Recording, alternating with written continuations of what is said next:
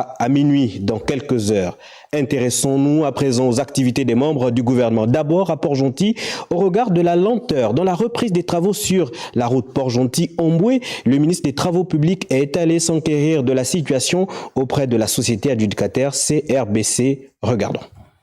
Une réunion de mise au point avec l'entreprise adjudicataire CRBC et le bureau de contrôle des travaux s'imposait avant une visite du ministre sur le tronçon Forassol-Mbega, chantier à l'abandon depuis plusieurs années et dont les travaux étaient censés reprendre au mois de janvier dernier. L'entreprise elle-même avait posé sur la table du gouvernement un besoin de 5 milliards 300 millions de francs. Le président s'est battu. Il a eu les 5 milliards 300 millions de francs. À ce jour, nous constatons qu'il n'y a vraiment pas un démarrage en tant que tel.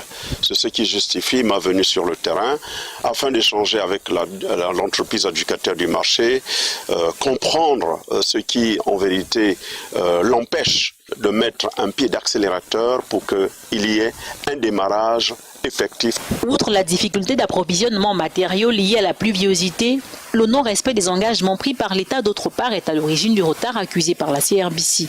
L'entreprise a pris des engagements pour que, à partir d'aujourd'hui, les travaux ne connaîtront plus un arrêt. Mais il revient quand même à nous de dire très honnêtement que nous sommes dans un partenariat pour développer la route. L'entreprise agit sur le terrain, l'administration doit respecter ses engagements en termes financiers. La visite du membre du gouvernement a eu le mérite de rassurer l'entreprise adjudicataire. Après-demain, c'est-à-dire vendredi, nous allons recevoir le premier bateau de latérite sur le chantier. Nous allons commencer les travaux de terrassement lundi prochain. Le mois août, nous pouvons réaliser la première couche de latérite.